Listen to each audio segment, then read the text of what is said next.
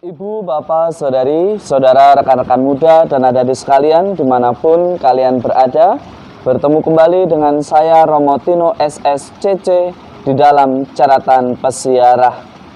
Orang yang memiliki iman yang kuat akan mampu melewati segala tantangan, cobaan yang diberikan oleh Allah di dalam mendidik untuk semakin beriman. Karena Allah mengajar dengan caranya, dan caranya itu sungguh mulia dan sungguh membahagiakan bagi kita yang tetap berpegang teguh pada iman akan Dia. Sebelum kita mendengarkan permenungan dari catatan pesiarah, marilah kita membuat tanda kemenangan Kristus. Dalam nama Bapa dan Putera dan Roh Kudus. Amin. Allah Bapa yang Maha Kuasa, Engkau senantiasa menguatkan dan meneguhkan kami. Semoga kami semakin bertekun dalam iman untuk menempuh jalan yang lurus dalam mencari kehendak dan kedamaian-Mu. Bantulah kami sebagai orang beriman tumbuh berkembang, tidak melihat latar belakang siapa yang digunakan Tuhan untuk menyapa kami, untuk meluruskan kami. Kuatkanlah kami ya Tuhan, agar kami mampu untuk menjadi pelita yang menerangi sesama kami. Demi Kristus pengantara kami. Amin. Ibu, bapak, saudari, saudara, rekan-rekan muda, dan adik-adik sekalian yang terkasih dalam Yesus Kristus. Di dalam pergumulan kita sebagai orang beriman, di dalam melawan dosa, bahkan sampai bercucuran air mata, jangan khawatir. Tuhan kita adalah Tuhan yang setia. Tuhan kita adalah Tuhan yang begitu maha pengasih. Ia akan selalu mendampingi, Ia akan selalu menjaga kita, dan tidak akan pernah membiarkan jiwa kita dimusnahkan oleh kuasa dosa. Yang terpenting adalah kita berani secara totalitas menyerahkan jiwa kita, hidup kita kepada Tuhan.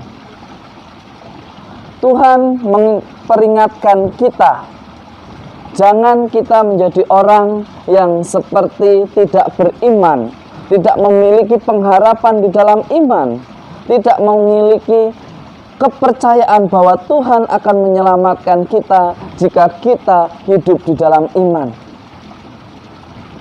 Iman adalah tanggapan akan perwahyuan yang diberikan kepada kita, atau bahasa sederhananya, ketika kita menanggapi panggilan itu berarti kita sudah beriman, karena kita menanggapi perwahyuan Allah yang sungguh nyata. Panggilan menuntut suatu kesetiaan. Panggilan menuntut suatu kebijaksanaan. Panggilan pun menuntut yang namanya ketaatan. Mari kita berefleksi, mari kita lihat apakah kita sudah setia, taat dengan janji yang kita ucapkan saat kita saling menerimakan sakramen perkawinan, saat kita mengucapkan kaul-kaul kemiskinan, kaul-kaul kemurnian, kaul-kaul ketaatan, saat kita mengucapkan janji saat sumpah jabatan. Ciri-ciri orang beriman, dia tidak memandang siapa yang mengambil sumpah, di hadapan siapa para rohaniwan, rohaniwati mengucapkan kaul-kaulnya, di hadapan siapa mereka berjanji di dalam saling menerimakan sakramen perkawinan. Beranikah kita untuk menjadi pribadi yang taat dan setia? Injil hari ini di dalam Injil Markus mengkritik orang-orang beriman yang seringkali lebih fokus pada latar belakang para pelayan Tuhan, latar belakang siapa yang menyapa kita atau menolong kita. Bahkan perbedaan suku membuat kita menolak.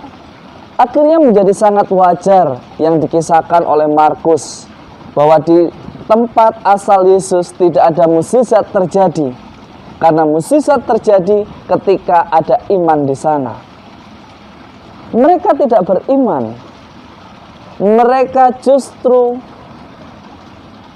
menjelek-jelekkan Yesus karena melihat latar belakangnya anak seorang tukang kayu. Tetapi kalau dia atau mereka yang dihadapi oleh Yesus berbicara atas nama iman, saya percaya bahwa pada saat itu juga akan ada mukjizat di sana. Mari kita melihat di dalam persiaran hidup kita. Apakah kita berbicara di dalam iman? Apakah kita sudah hidup di dalam iman? Ataukah di dalam pelayanan gereja atau saat kita mengikuti perayaan Ekaristi, kita masih melihat pelayan itu atas dasar latar belakang. Dari mana dia berasal, bagaimana tingkah lakunya, bagaimana dia, apakah dia adalah orang yang menyakiti saya. Kalau dia orang yang menyakiti saya tidak mau terima komuni darinya. Padahal orang beriman akan melihat pada saat perayaan Ekaristi yang hadir adalah Tuhan sendiri yang menyapa melalui para pelayannya.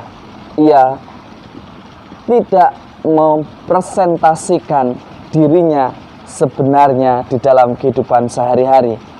Mestinya orang beriman mampu menangkap sampai sejauh itu.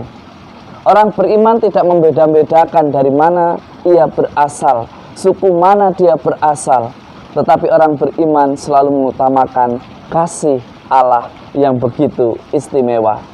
Semoga berkat Tuhan selalu memberkati dan melindungi kita dalam nama Bapa dan Putera dan Roh Kudus. Amin. Sebagai orang beriman mestinya perbedaan suku, budaya, ras tidak menjadi hambatan untuk mewartakan kasih Tuhan. Beranikah kita menjadi pelita yang baru, yang mampu menerangi sesuatu yang salah menjadi benar. Memuliakan Tuhan berarti melayani semua orang. Memuliakan Tuhan berarti kita menghargai setiap insan yang memberikan pelayanan kepada kita. Selamat beraktivitas, Tuhan memberkati. Amin.